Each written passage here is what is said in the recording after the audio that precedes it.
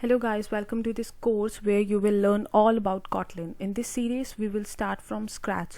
So if you don't know anything about OOPS concepts, don't worry, we will discuss this in detail later in the series. In this series, in this introductory video, we'll see what is Kotlin and its features and how to download an IDE for Kotlin. So Kotlin is a programming language introduced by JetBrains and now is announced as one of the official language for Android development in 2017 by Google. So yeah, this is one of the reason for its popularity. And also Google has announced that if you are starting a new project, you should write it in Kotlin because code written in Kotlin often mean much less code for you, which leads to less maintenance of the code. So let's dive into this a little deeper. Kotlin is a statically typed open source general purpose language. It is introduced by JetBrains and it is a new JVM language. Yeah, it's a JVM language, but it's not necessarily required to learn Java just because it is a JVM language. So though it would be easier for you to learn Kotlin if you are familiar with some Java basics concept. But don't worry, we'll discuss everything in the series later. So you can say Kotlin is a strong version of Java. Let's now talk about its features. Kotlin is a concise language. It reduces lots of boilerplate code used in other programming language. This makes Kotlin more concise. Who wants to write more code unnecessarily? This is one of the reasons Kotlin is becoming very popular among all the programmers. Interoperable, it means you can use Kotlin and Java code all together in the same project, or you can call Java code from Kotlin and vice versa. The third one is null safety, which is the important feature of Kotlin. Kotlin is a null safety language. It means there will be no more null pointer exceptions in our code. If you are from a Java background, you have faced a lot in Java this null pointer exception. If you are from Java background, you have must come across with null pointer exceptions quite often. Even a large number of apps got crashed in its lifetime due to null pointer exceptions, and it was the most painful exceptions for Android and Java developers. So now before starting with our coding part, first we need to set up the environment for Kotlin. So as we have already discussed, Kotlin runs on JVM. It is necessary to install JDK first.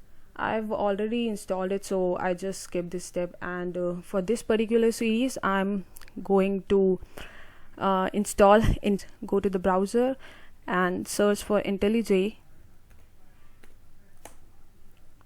And this is the official website for IntelliJ. And yeah, it's a product of JetBrains. So yeah. So just scroll down. Oh, this is one of the things I think we should know, that 65% of the Java developers choose IntelliJ. This is that good.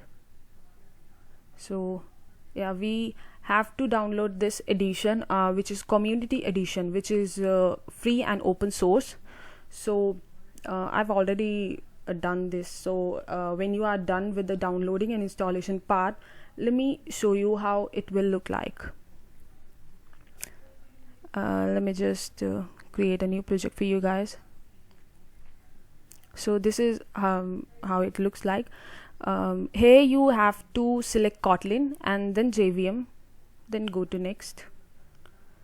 We have to give a project name, so I think just go with the coders.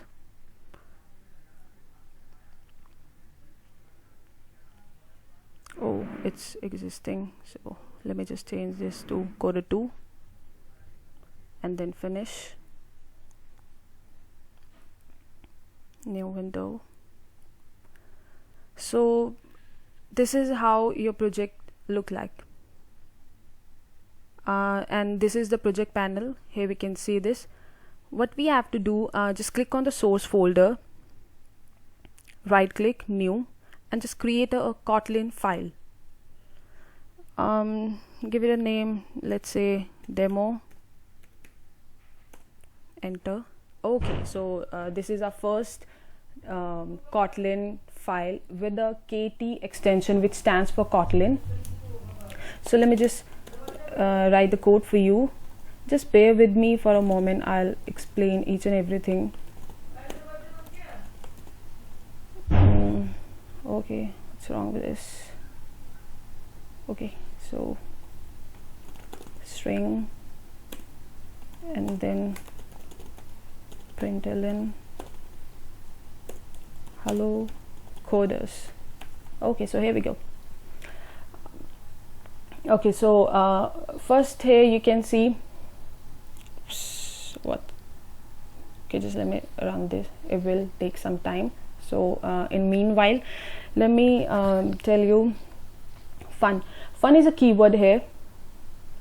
Fun is a keyword here which stands for function, and main is a method which is a entry point to our program.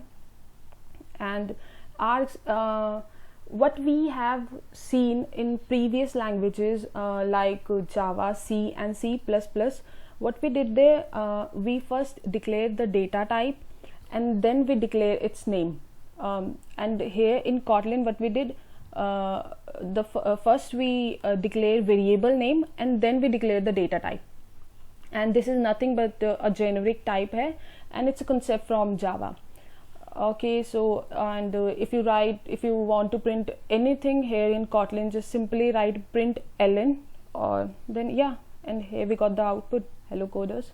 Everything is working perfectly fine here. And this is it for the video. For the next video we'll do variables and data type. So if you like the video, please share, subscribe. Thank you for watching.